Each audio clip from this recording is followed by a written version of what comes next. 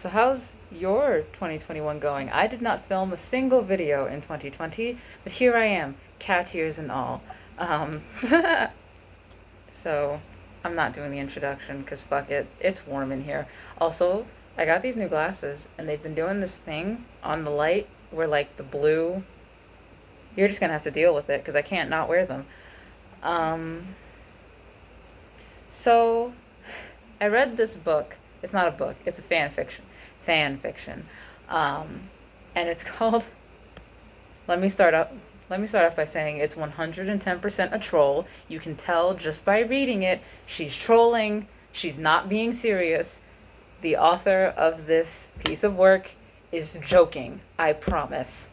But I guess with J.K. Rowling being a TERF, this shit has been rediscovered.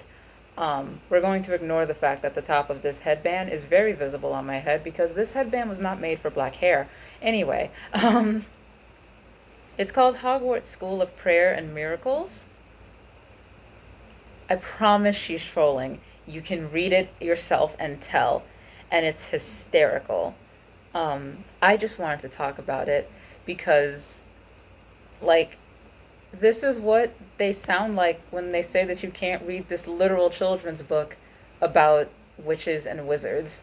Like, even if magic existed, magic don't work like that. At least not in my opinion. I guess there are some people who probably think it does, but um yeah, so I read it and Hermione is Dumbledore's daughter. That's hysterical. Um there was something about Matthew 12 and I think it was primarily making fun of Jehovah's Witnesses, mostly because there was a whole part about like how like you can't celebrate birthdays and shit like that. And all of the Weasleys are in Slytherin. He just it's so funny. The reason I can tell, by the way, that it's a troll is because like not in the same vein as oh, I can't remember the name of it. The thing with Ebony, Raven, Dementia, Darkness Way. That thing. I can't remember what it's called right now. That's like it's kind of written in that same kind of ridiculous vein where it's like there's no way that this person is being serious. And if they are being serious, oh honey. But this person isn't being serious. If they were being serious, they would know. Um yeah, I just wanted to bring awareness to that. I'm not even going to put it in the description. I just wanted to bring awareness to that. Um, Also, uh, there's two updates I have about my videos just as a whole. Any book that is over 500 pages that I probably plan to read for the series, or at least my channel, I'm not going to do that. Look at this book. This book is 600, I think, like 600, 700 pages long. Also, it's a Stephen King book. Why the hell would I do that to myself? Stephen King, and this book is about children. When Stephen King writes about children, shit gets scary. So, I'm not gonna do that. But, yeah, anything over like 500 pages, uh, I'm not gonna read it. At least not for the channel. Like I read all of the Millennium series, The Girl in the with the Dragon Tattoo. I read all of those books. I'm currently on the ones that were written after Stieg Larsson had the heart attack. So yeah. Oh, and if you don't know what I'm talking about, Stieg Larsson was so excited to write The Girl Who Kicked the Hornet's Nest that he had a heart attack and died at like age 50. So some other guy, I don't remember what his name is. I have the book over there, which is why I keep pointing. Some other guy took up the good fight, and it reads fine. The first one of those is The Girl in the Spider's Web. There's a movie for that one. I liked it, but apparently other people didn't. I thought it was great. Also, the other announcement. So the Devil War series, the Devil's Apprentice series, that those set of books, I was on Amazon after I read the second one, and the books were suddenly unavailable. So, on a whim, I emailed the author, and he emailed me back, And apparently his book got picked up by like an American publisher, and the American publisher is trying to find it a home, so he had to remove it from Amazon. And I'm waiting patiently for it to be available because I will buy every copy of that book. Not every copy, but I will buy like all of that book. I would love to read it in Swedish because the Swedish? I believe he's a Swede.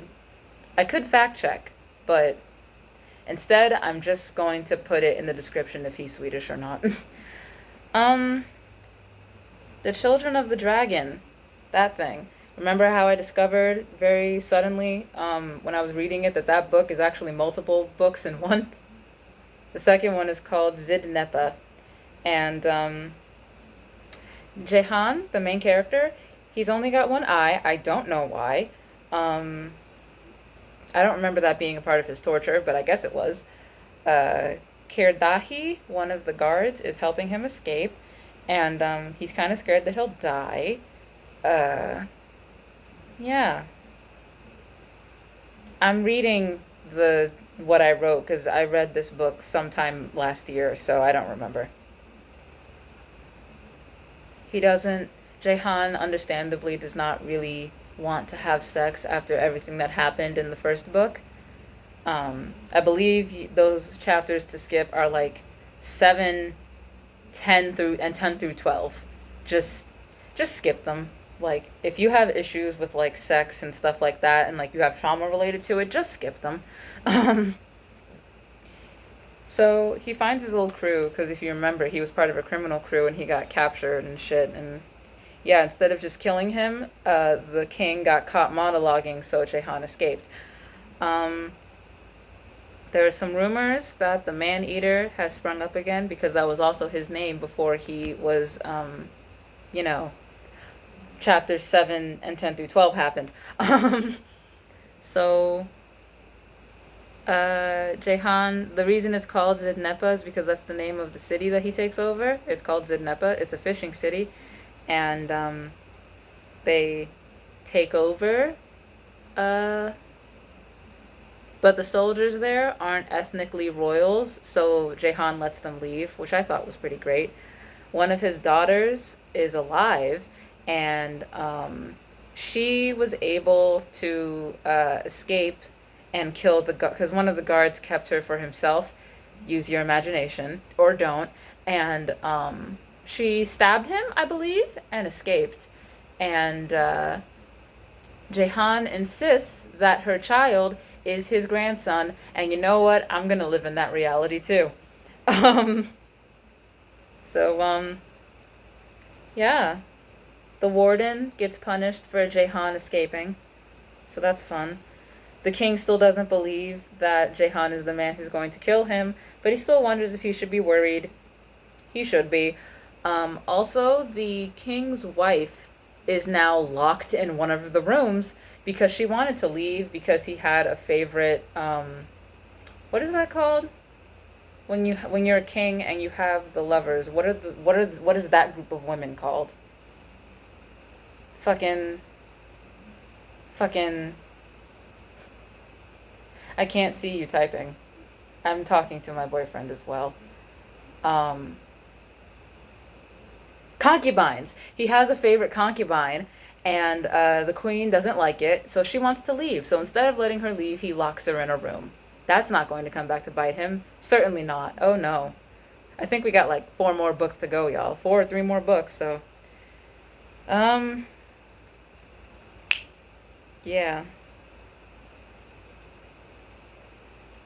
A second royal army tries to come and take over the city, and they don't end up killing very many of the rebels, but the city is burned to the ground, so I need that king to die almost as much as I need Sia from the other series to die. I'm starting to read that again, too. I don't know if I mentioned that, but I know that if Sia dies, that means that boy will die. But I don't care. Sia deserves to die. What did I say that could make plausible sense? Oh, if Jehan loses, I'll be really sad. Like, this writer is good, so it could end up making plausible sense, but if Jehan loses and the king lives, I'm going to be so angry. I really hope he wins. Like, I really want him to win. I've never wanted a character to die more, except maybe the Templar leader in Assassin's Creed Syndicate, because that guy was an asshole. So, yeah, cool. Subscribe.